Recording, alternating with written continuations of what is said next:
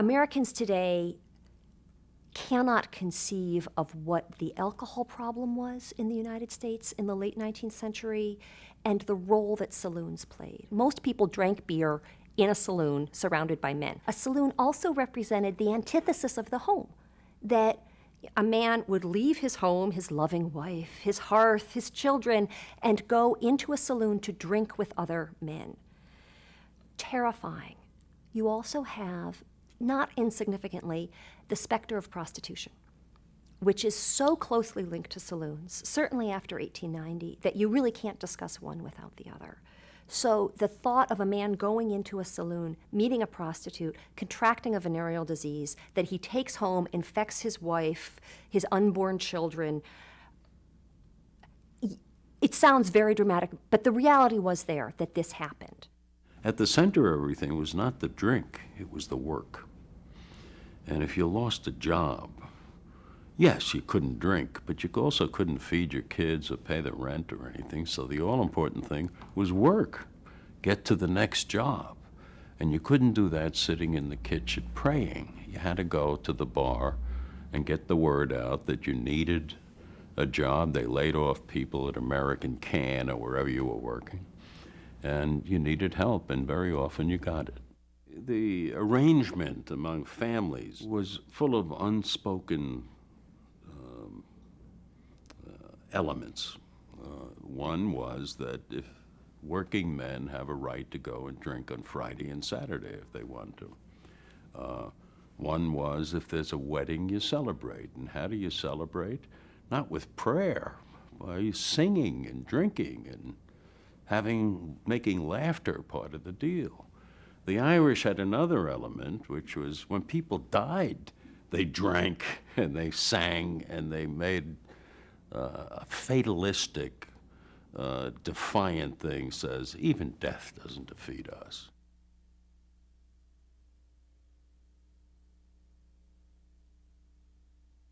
The earliest stages of all the temperance movements were purely Protestant. They weren't inhumane. They simply thought that they were called in a special way to do all this. The big change, I think, came from the time when you saw the drunkard as a social problem till you saw the drunkard as a pathetic criminal type. The one type you think you can redeem, the other kind you can't, and therefore you're going to take the instrument away, namely the bottle. And I think the move from temperance to prohibition was that. There was a perception that alcoholism was a disease of poor people, that people who were educated or people who were powerful could be trusted to drink. And so sometimes people think a law should be passed to reach the majority of people, the people who need it the most, to give the government the power to enforce the law where it's really needed, in the poorest neighborhoods or in the inner cities, to help families in trouble. And perhaps on that view, it's a little bit less hypocritical to say that we just won't enforce the law very carefully when it comes to people whom we don't think are in danger. And I think the prohibitionists had a sentimental version of old white Anglo-Saxon Protestant America. It was never perfect.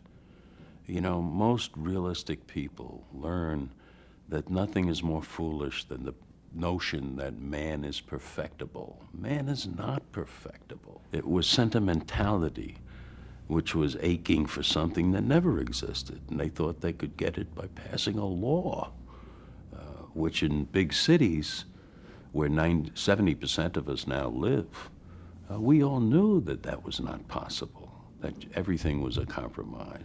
It had to do with common sense and saying, what are human beings like?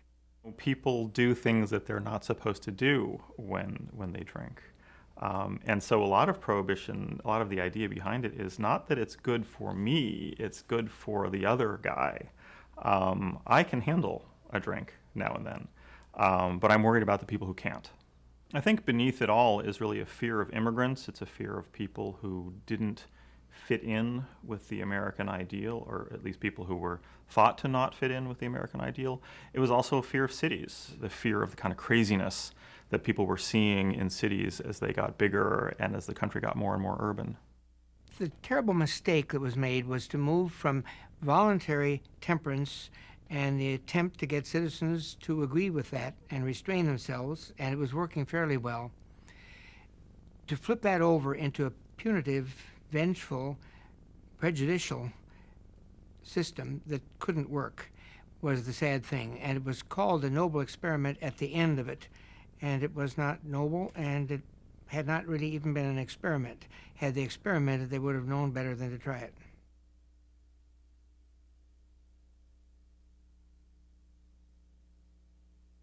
Wheeler said that it could be enforced with $5 million a year. That was preposterous. But he also knew that he couldn't get more than that, and he was going to just leave it at that because what he wanted was his law. And in fact, it was often said during Prohibition that the 18th Amendment and the Volstead Act were really perfect because it gave the prohibitionists their law, but allowed the drinkers to have their liquor. It was wholly socially acceptable in almost every social class for people to get together and break the law. And that broad acceptance meant that the demand for alcohol was always going to be enormous. In a way, this is a story about how extraordinarily difficult it is to change people's customs and social habits overnight. The passage of a law does not get people who've been accustomed to getting together over a drink to say, we're just not going to get together over a drink anymore.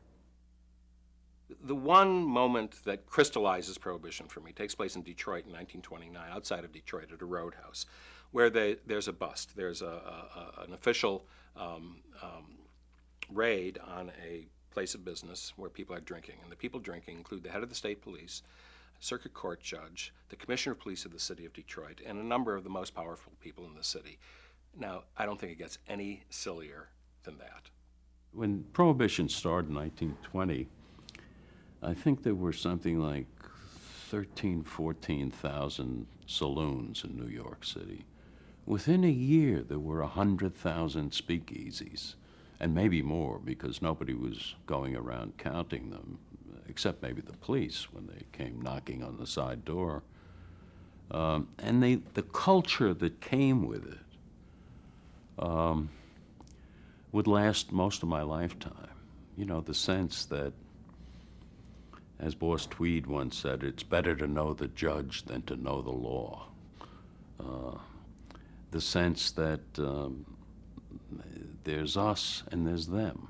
There's no way of knowing precisely how much money was floating around in the illegal liquor industry, but the best guess is put it between $3 and $4 billion a year, untaxed, which was fundamentally the equivalent of what the entire federal budget was during certain years in the 1920s.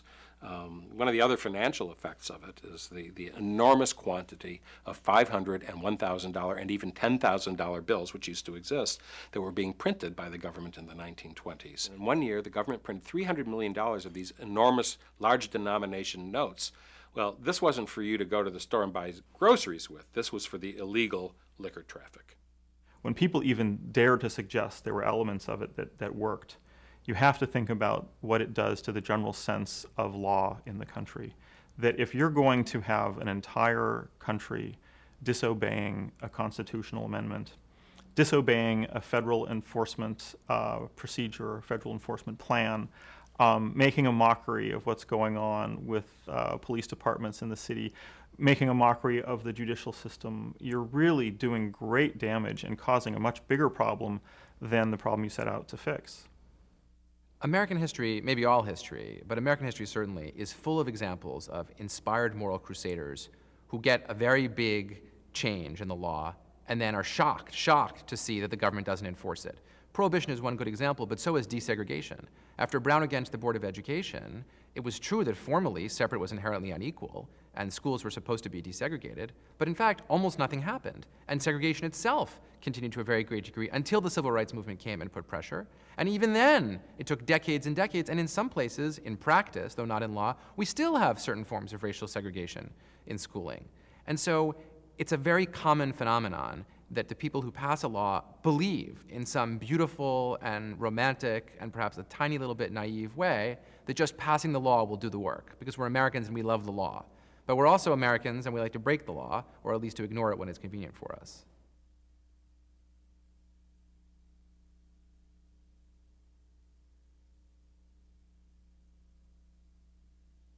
Until I was 15 years old, we lived in Fairbury, Nebraska. It was a nice community. The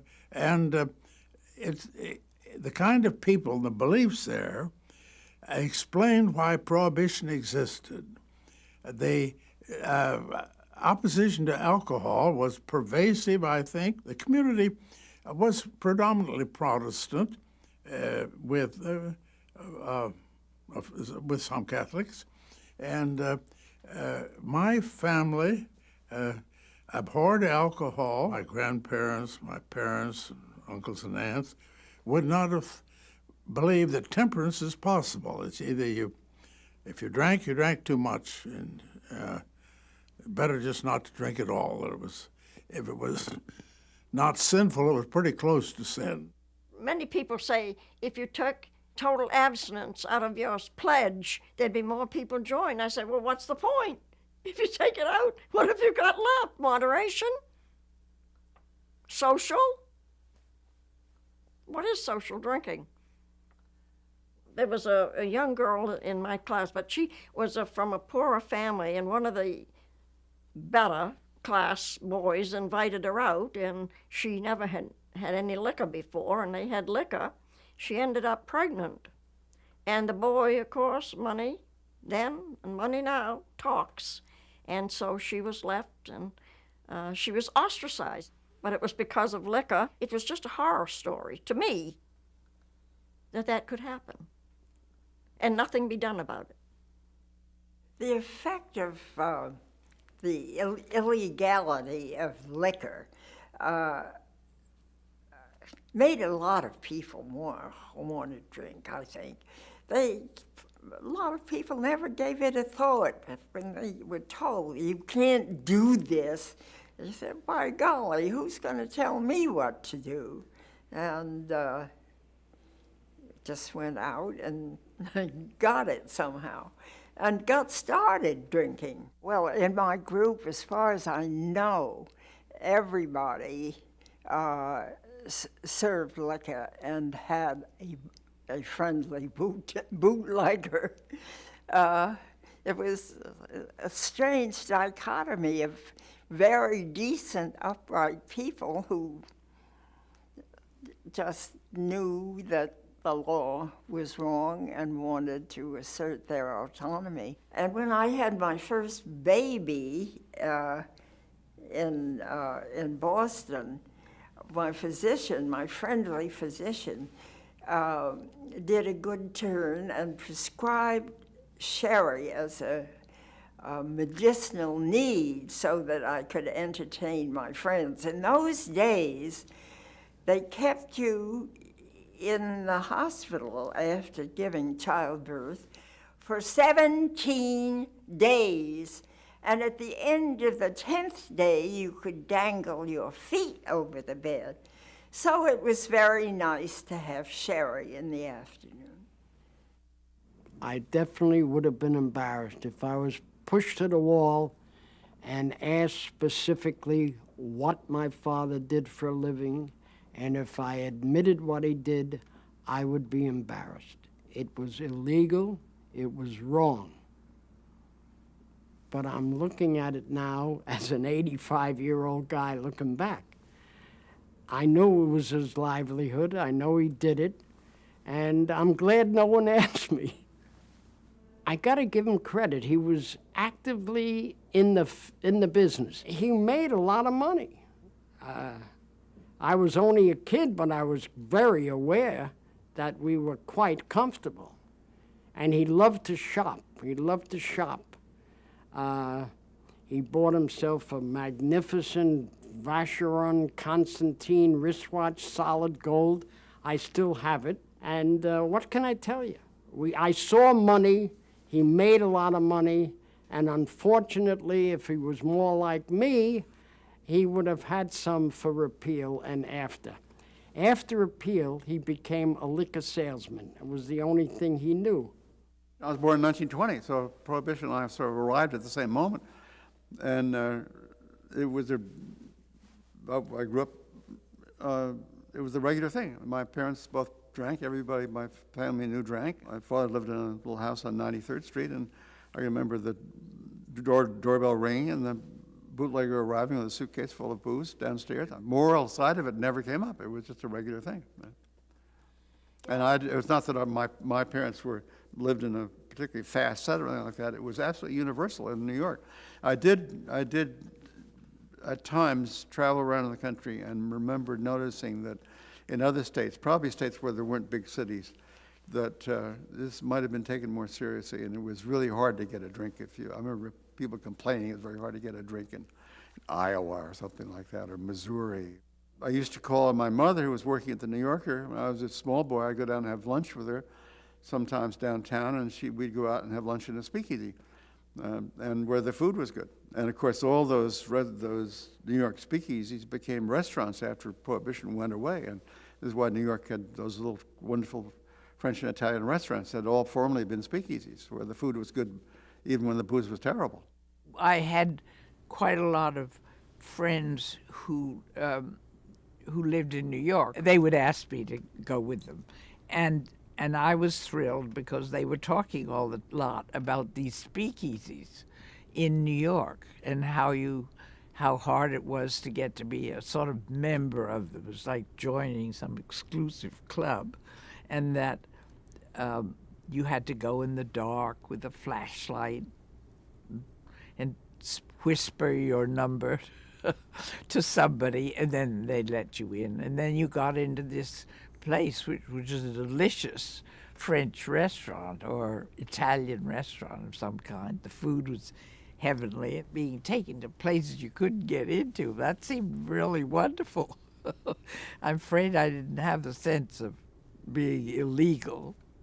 I just had was a sense of fun, and I felt the ones in New York were, that was something to talk about when you got home. Everybody drank. Everybody drank now. Everybody drank during Prohibition. They had the whiskey. Some people bought it. Some people made it. You know where your favorite bootleg was? In my neighborhood, on the weekend, Friday and Saturday, everybody boozed. They drank a little. That's why they out there in the country playing croquet and different things, they drank. They had whiskey. They had moonshine. Everybody had a jug. And that's just the way life was. I had an uncle who was working construction. He fell off a building and broke his leg. In those days, there's no insurance, nobody paid. So he's laying home with a broken leg. Having to support a family and pay the rent, he started making booze. He started selling the booze. Paid his rent, paid the police, he paid everyone to come around with their hand out, and he got enough money to carry him through his year or 2-year infirmity from this broken leg. In fact, he made enough money to go back to Ireland. I had an uncle that he actually drove for Joe Saltus. He delivered the barrels. He had a partner who was a big hitman, I think. He stole a truckload of Scotch whiskey, bonded whiskey from Canada. That's like gold. It's not homemade. It's got the stamps on it from England. So it was probably worth like $500,000 today at that time. And they had an accident right about 2 blocks from my home. And I'll never forget this. I must have been about 7 years old. And the front wheel was broke, the truck, so you're not going to get a tow job and have everybody know what you've got. So they hired a cab and they brought it all to my house. You're bringing it in case by case and stacking it up. And I'm just standing there aghast to know something was bad.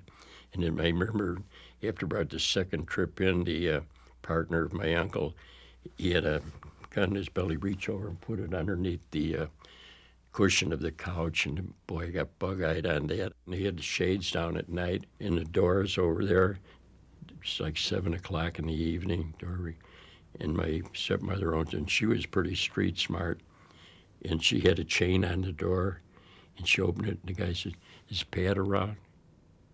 And she's going like this to he got on the floor and slid, crawled, and got out the back door in the dark and went, but there was 4 guys standing down on the corner.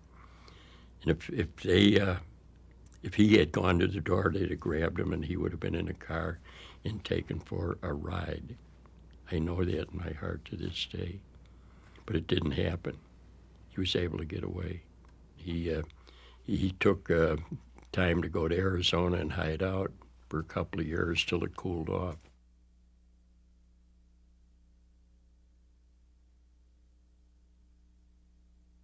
Jimmy Walker's election was a signal to the country that Prohibition was basically done for in New York. You had just elected a man whose reputation was built on being part of the New York City nightlife, of embracing the club scene, the celebrities, the spirit of the city. So, you know, he was called the nightclub mayor because he was out pretty much every night of the week. He left his wife at home, he went out with his mistress, and he hit the town. And people loved to see him out. They expected it of him. He was really, in some ways, the number one rebel against the dry movement. And if the mayor is going to be out there saying, live it up, then the signal to the city is everyone else should be living it up as well.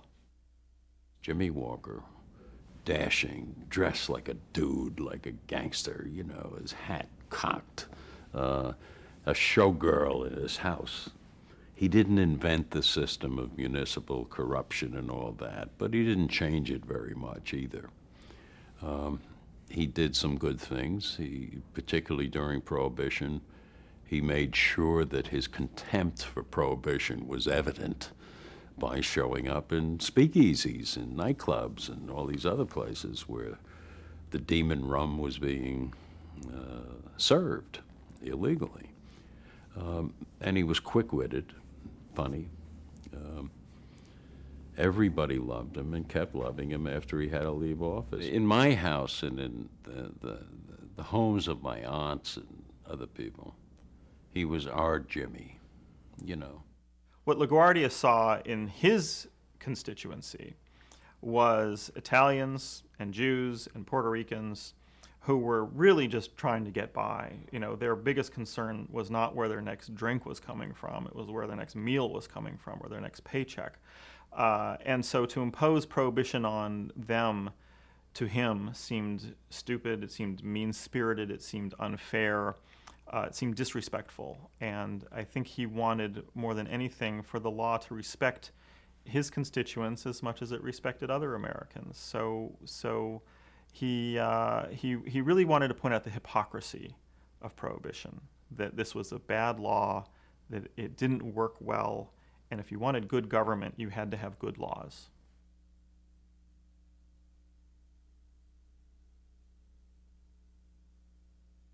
It's a city of immigrants, it's a city of neighborhoods, it's a city where the criminal element and the established political element all interact all the time. If you really look at the number of police officers per citizen, Chicago was always way, way down on the list, worst in the nation.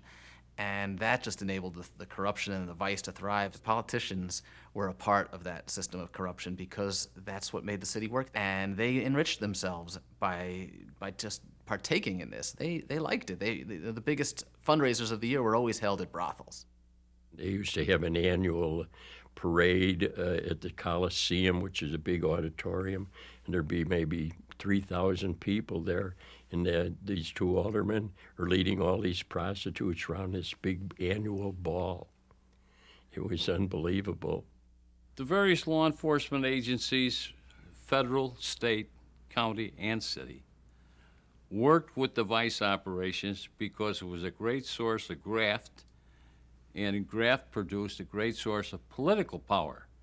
It gave the politicians the ability to spend money on people to get them to vote for them. The owners, the madams, they just drop money on a continuing basis to the police and the politicians.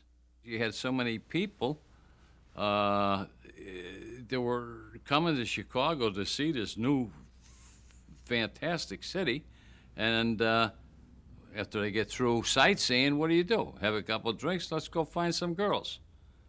Well, you don't want to spend all night buying them drinks, so you just go to a house. And they're there. Some of the houses, it was better than a nightclub. Other houses, it was just walk in and do your number. Well, the criminals were were making money in the levee, and they never dreamed that when the Prohibition came and the Volstead Act was enacted in 1920, this was just like something that fell out of the sky into their lap, because they were illegal to start with, and it was an illegal enterprise. It just tripled their earnings, because just a small portion of the people were using the prostitutes, but everybody was going to be using alcohol. The day the Volstead Act went into effect, there were 7,000 licensed taverns.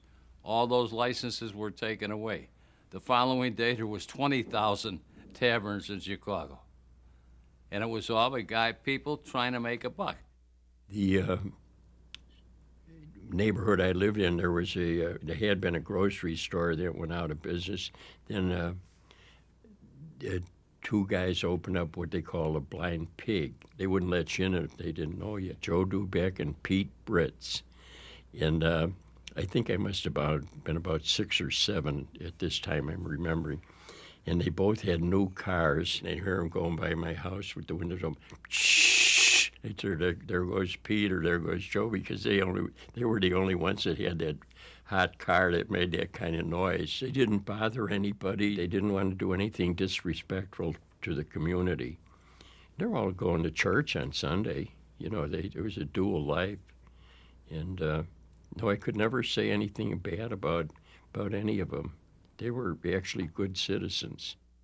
Every Irish mother has got a bunch of sons, one to be a priest. In those years, that was it. One had to be a priest. Then the others had to be businessmen or wear suits. Even if they were just lowly clerks, they wore a suit to work every day. Then there was the policeman.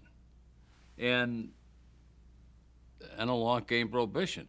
And now the guy that was the lonely clerk is good with the numbers. So the bootlegger said, we need that guy to take care of the numbers. The mother sits back and says, well, they're just using his brains.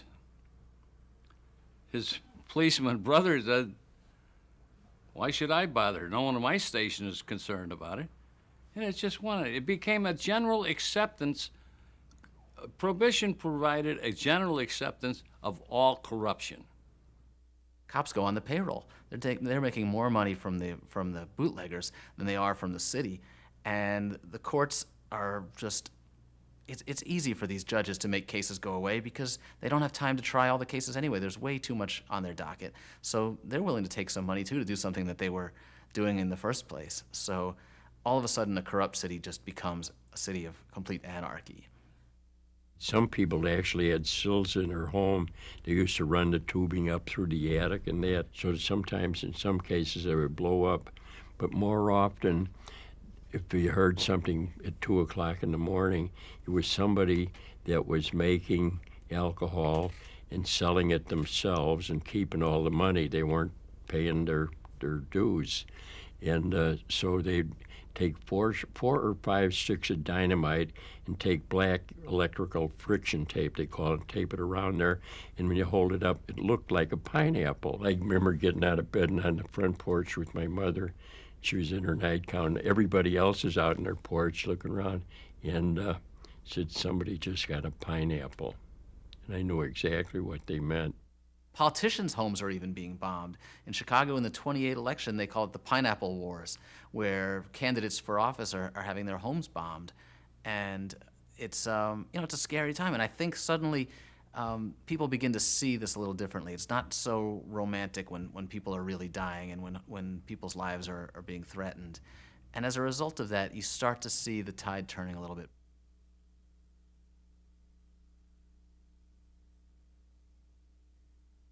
In the old days, the revenuers, actually the first revenuers into this area were tarred and feathered and tied to a tree.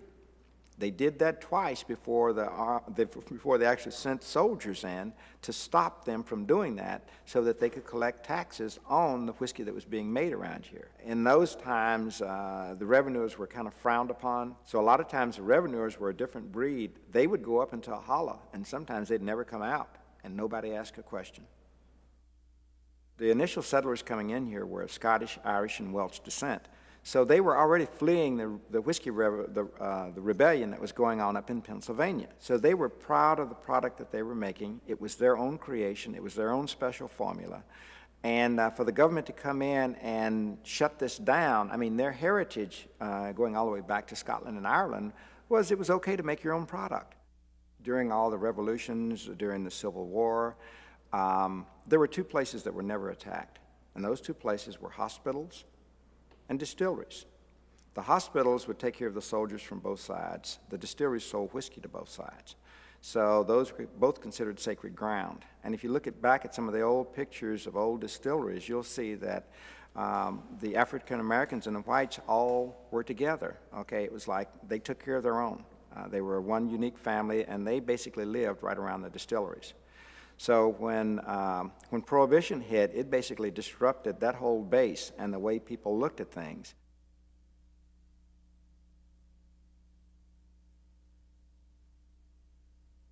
Johnny Torrio was a genius when it come to crime and organization. Johnny Torrio, as soon as Prohibition hit, told Colosimo, we got to get involved in this. Colosimo said no. Next thing we know, Colosimo is dead. Torrio has Capone out on the streets. Capone is going around to all the little gangster gangs and saying, you guys want to work with us? Here's what you get. Capone rises to power because he is a little smarter than most of the gangsters. He's a little more ruthless. He's willing to take chances. I think he's good at keeping all the balls in the air, supplying the people with the beer, bringing the beer in, paying off the politicians. He's good at this, and he's sort of a people person. He likes people. He's very gregarious. He had a great sense of humor. He liked talking sports. He was a man's man in a lot of ways. And I think that in another world, in another lifetime, he would have been in politics. He might have been a businessman, but he would have been a success. He's had certain talents beyond those that were applied with a Tommy gun. We used to hear about the generous things he done. He'd have his soup kitchens for the homeless. Well, he didn't have to do that. I think he just had that in his heart. He came from a poor background, and he knew what it was to be poor. And he didn't have any school training, but he knew how to count. And it was common knowledge that he'd tip a waitress $100. I had an aunt that got a $100 tip from him. And then I had another friend whose father owned an ice cream store right near where his headquarters were. So he'd come in with his bodyguards and have ice cream. Probably the most expensive thing was a quarter. He'd leave a $100 bill because he liked him. And Capone was an equal opportunity employer. He had Jews, he had Irish, he had Greeks, he had every nationality worked for Capone. The hillbillies from down in southern Illinois, they worked for him. In fact, one of his top shooters was from southern Illinois. The Purple Gang out of Detroit, they came up to Chicago to do jobs for Capone because when they were in trouble, they went to Capone because they thought his reach. Why did they think he had such a great reach? Because of all the publicity he got. If you're Julius Rosenwald, Sears and Roebuck, if you are one of the titans of industry in this town, Colonel McCormick of the Tribune, you're very upset to see the city being tarnished, its reputation being tarnished this way. It's bad for business. But at the same time, for the people who like to have a good time, it's very exciting. Tourists come here just to see the bootleg industry at work. They all are hoping to spot Al Capone on the street when they come to town. And even if they don't see Capone, they go back to Cincinnati or they go back to Peoria and they tell all their friends that they did see him because it becomes part of the city's glamour. The amount of publicity that Capone generated himself that went now on the wire service, which was something new, throughout the United States and to Washington, D.C. So now they need a major target to show that he's doing something and doing it right. The major target turns out to be Capone. The major investigator is not J. Edgar Hoover or any of them. He gets the accountant from the IRS, Ivory. And he says, take a look at this guy's taxes, what can we do? And the famous case came up in which they tried Capone, and they convicted him of tax evasion. You can convict anybody of tax evasion. You can convict a hamburger of tax evasion. Instead of saying, let's end Prohibition, what do politicians do? They say, let's take down the bad guys. Let's go after the man who's causing us all these problems. Let's get at Al Capone. He's a scapegoat. And no doubt he's a serious criminal, and he belongs in jail. but he's not the solution to the nation's problems. I think Hoover wanted to send a message that he cared about crime, and he was absolutely personally involved and personally committed to seeing that Capone went to jail. Capone's conviction meant nothing to organized crime in Chicago. Absolutely nothing. Rickus come up and took over the organization the way Johnny Torrio told him to and ran it. Torrio's still in New York, calling the shots. Lansky's with them. They're calling all the shots. Capone was guilty of sin. He was guilty of so many things, but he may not have been guilty as charged at his trial.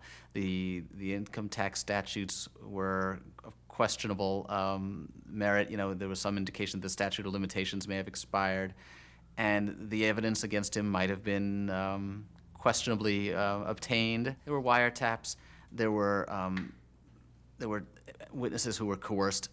Government agents later admitted that they coerced certain witnesses, and they still never really proved that he had income. They showed how lavishly he was living. The trial was Lifestyles of the Rich and Famous in that way, because they tried to shock the jury by showing them how much he was spending on curtains and on fancy shirts. And I think that, and again, it was the Depression by now, and that didn't go over well. You know, I've heard these fools refer to Capone, if he was legit, he could have run General Motors. He couldn't run a cab company.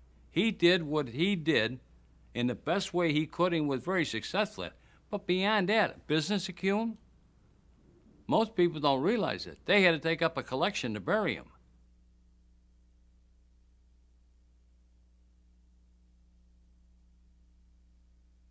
Roy Olmsted was the youngest police lieutenant in Seattle history. He was a very charming guy, very well liked, very well connected, and he was not only tolerated, but you could say he was encouraged by the city's power elite. The Arctic Club, which was the businessmen's and the aristocratic men's social club, they got their liquor from Roy Olmsted.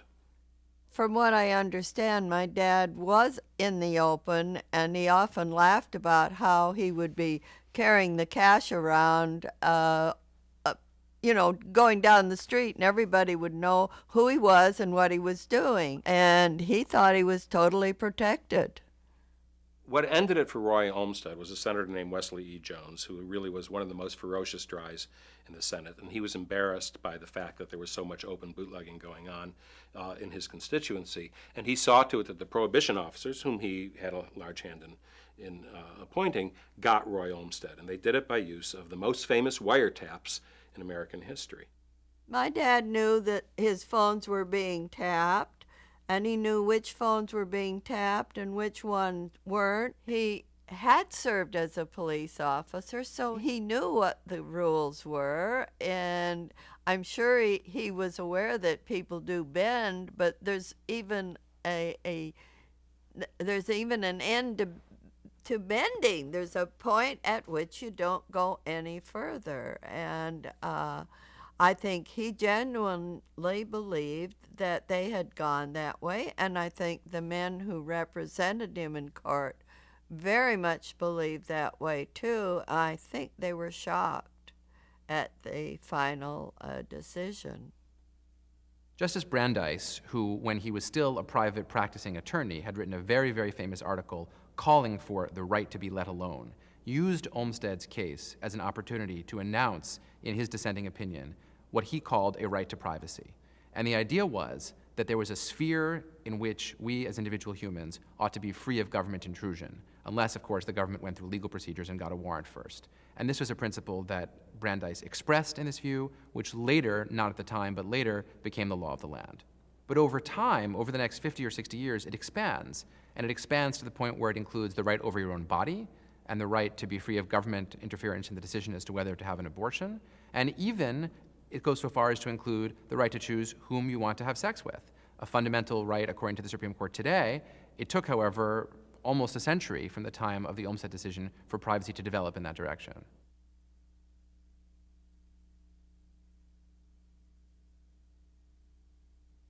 Prohibition coincided with not only the automobile, but the tabloid.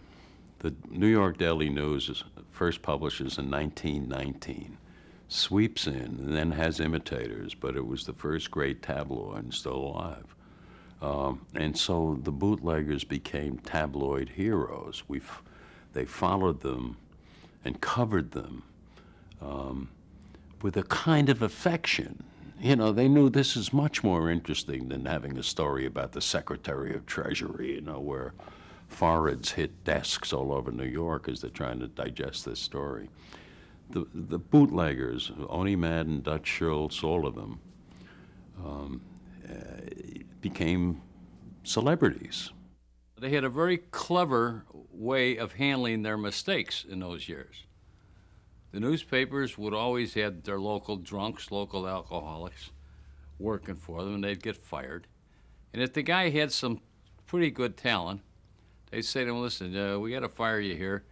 Here's some money. Go up to, say, Poughkeepsie and open up a shop about this size with a press. And we'll give you stories, and you print them. And as soon as they're printed, you send a copy to us. And then they would write that same story, but they would give the Poughkeepsie Journal credit for it. When the libel suit came, the Poughkeepsie Journal wrapped up its equipment and moved down the road, and now it's the Syracuse News. And this is the way they beat libel. Most of the stories were all BS. The New York Times by the late 1920s had a full page every day on Prohibition, on anecdotes, on stories, on police raids. It's, you know, if conflict is the predicate of entertainment, then Prohibition provided the most entertaining narrative ever. You could not be part of the American media in the 1920s without recognizing that people were not obeying the law. And up through this day, that truism really polluted the reality of what Prohibition was accomplishing. That we still, I mean, all we can think about is how much people drank without recognizing how much it reduced alcohol consumption and how many people didn't drink as a result of the law. It's very hard to break down that wonderful, glamorous image that we have of Prohibition violation with what was really happening at the time. A little bit of speakeasy goes a long way in the popular consciousness.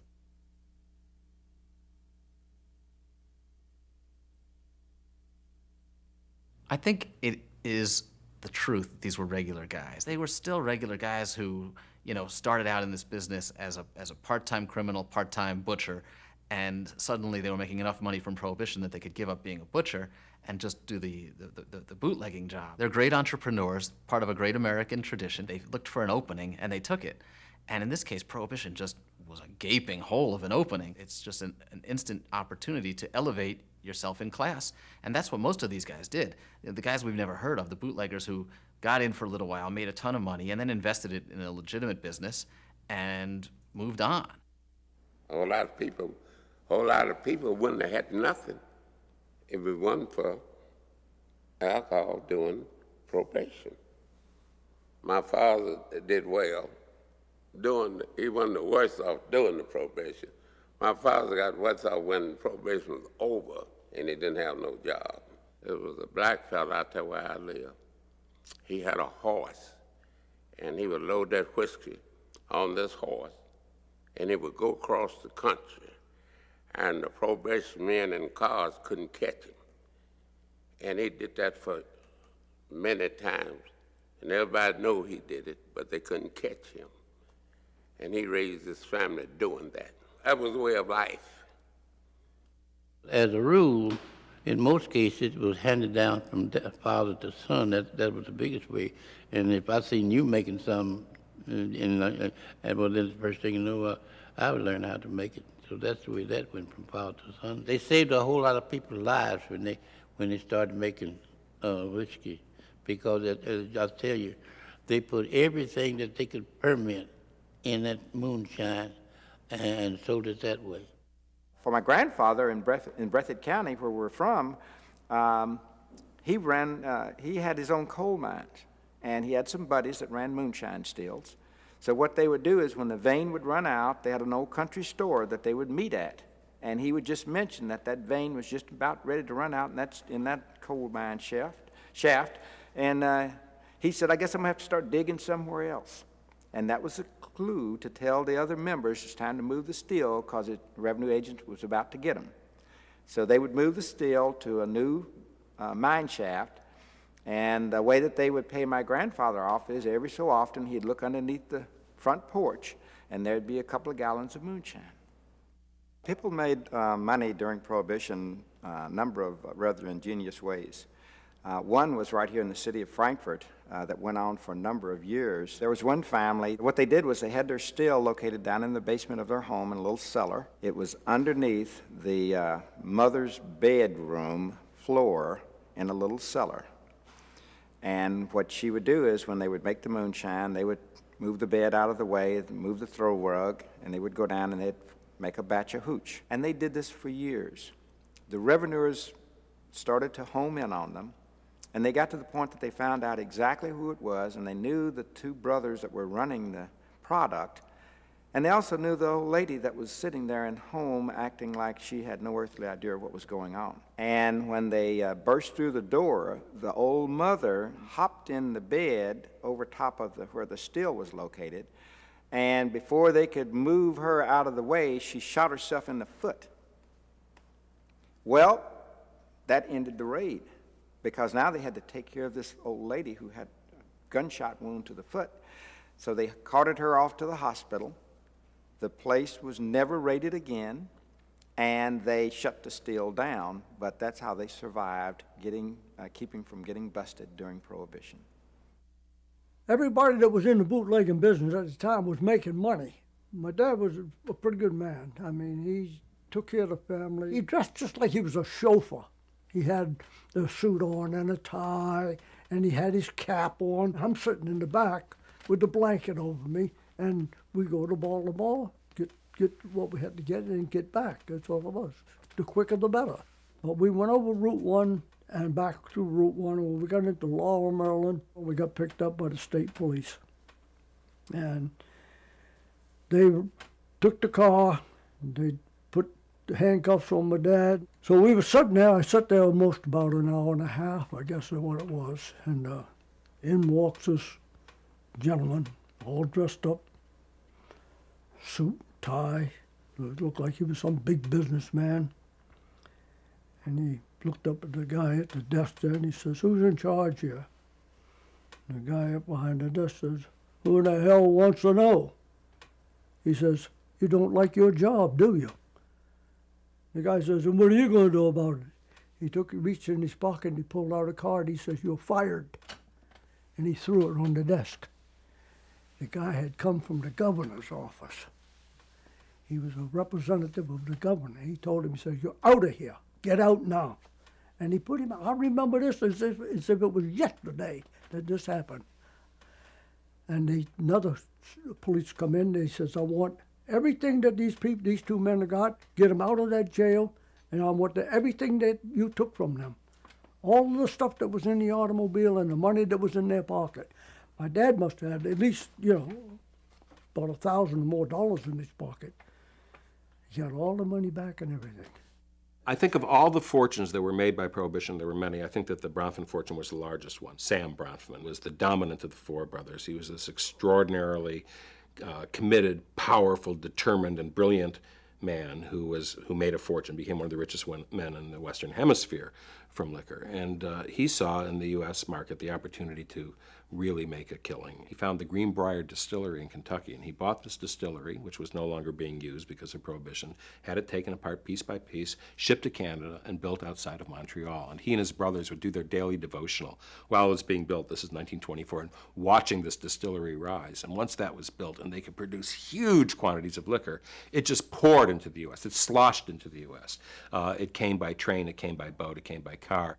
They would send a boatload away from their docks with having been cleared by customs to go to Havana. But they'd never go anywhere near Havana. They'd go to Cape Cod, maybe, or they'd go to Nova Scotia, and then from Nova Scotia to Long Island. And then they had in Havana, they had somebody who would have landing certificates printed up, signed, and then shipped back to the customs officials in Canada. It was a racket, and it was a brilliant racket. The Bronfman family has always said, we didn't do anything illegal. It wasn't illegal to sell liquor in Canada, and that's an entirely disingenuous to the point of dishonest statement. They did a lot of things illegal. They bribed people, border guards, police departments. The people that they had to rely on this side of the border were not Sunday school teachers, although some of them were Sunday school teachers. But inevitably, there were very close ties to what became the syndicate, the mob. They began in criminal activity, and they made their fortune in criminal activity. Late in life, Sam, in an interview, trying to sum up what he did in the 20s, he turned to the interviewer from an American magazine and he said, "You people were thirsty."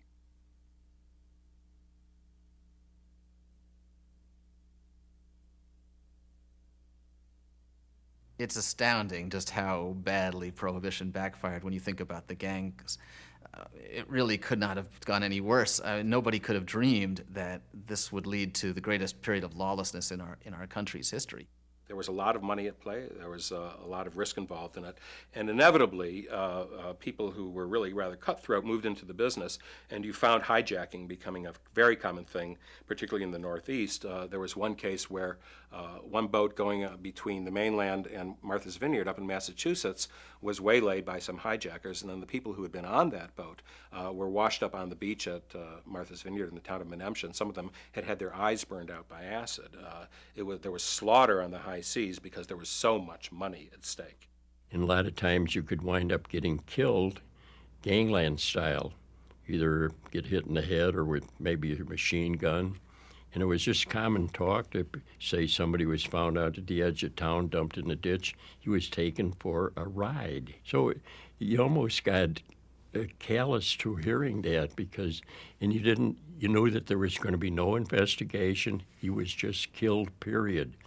If there were witnesses, they were just scared to death to say anything. They didn't know anything. So you could never get a conviction. Nobody ever was convicted. I don't know, I think there was over 500 unsolved murders during that era. And I was just a kid then, but we knew that more or less it was like the rule of the jungle, which was the syndicate. We had two gangs by the name of O'Donnell. One was on the west side, Klondike O'Donnell and his brothers. One was on the south side, Spike O'Donnell and his brothers. They were all bootleggers.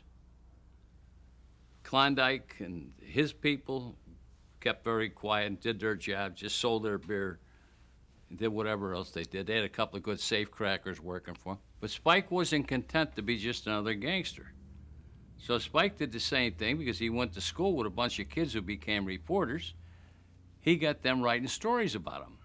He would stage his own attempted assassinations so he'd get a headline story. And everyone think, whoa, this Spike O'Donnell is really something else. The collapse of the market in '29 caused severe hardships to immigrants especially, first-generation people especially, because they were so heavily invested in their homes. Everything they had was put into their homes, and now they were losing it. Mortgages were being foreclosed on. Things were very, very difficult. Also difficult on the gangsters. They were facing the same consequences. So what did they do? They went out and robbed more banks. As a matter of fact, there's a great story about Spike O'Donnell. As a favor to a pastor of a parish, he went into a bank at 63rd and Ashland, stuck a pistol in the president's head, and says, "Give me all the money for Little Flower," which was the parish he was represented.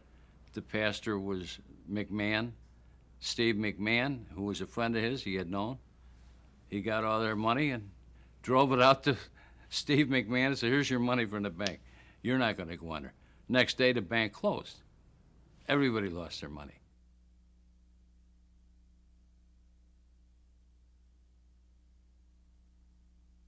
At one point, 2 different studies of the liquor supply in New York City in the mid-20s said that over 95% of it was tainted. So you really, It was dangerous. I mean, people were really drinking poison, literally. People were paralyzed by it, people were blinded by it, people were killed by it. So, it was a sense of, is this law a really good idea if it ends up killing people for wanting to have a drink?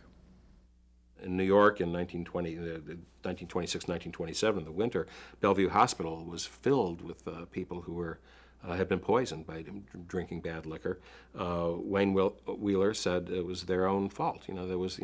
They knew they were taking the risk. Don't call us the murderers. The murderers are the people who made the stuff, and the people who drank it, deserved what got to them. Later in the 1930s, there was a substance called Jake. This was called Jamaican ginger, and sold in little 2-ounce bottles in drugstores. And there was a poison batch that came out of Boston. It was the same substance, the same chemical substance that was in some of the poison gas that the Nazis used. And there was a phenomenon called Jake leg, and it was men walking through. They said in Topeka, 1 out of every 50 men, if you stood in the town square, had Jake leg, dragging their feet, kind of loss of muscle control of their extremities.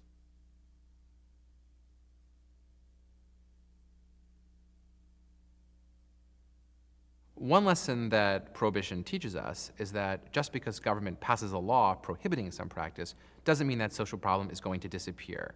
It doesn't follow from that, though, necessarily that we shouldn't have tried at all or that we shouldn't try in future cases, because the question is always compared to what?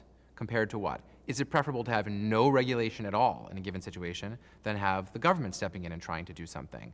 And it may be that there are other ways to create incentives. Perhaps it would have been more effective simply to raise the price of alcohol very significantly, and then you would have had fewer people drinking just on a pure supply and demand principle. And I think it's usually a good idea for the government to experiment with a range of them, because prohibition is always the most extreme thing that the government can do, and therefore the costliest one to enforce.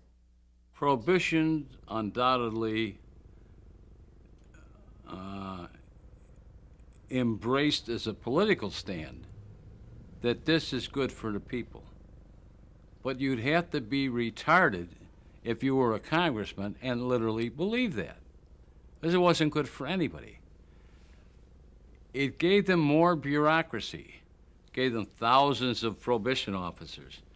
It gave them a whole lot of people who were just getting into the new field called wiretapping, invasion of privacy. It gave them broad powers to do things that the Constitution forbid them to do, all in the name of prohibition. Of course, because we still insist that you can legislate morality. And what are we doing? Drugs. All drugs are illegal. Drugs are bad for you. Who the hell doesn't know drugs aren't bad for you? But passing a law that's going to make it better? Has it helped anybody? Helped no one.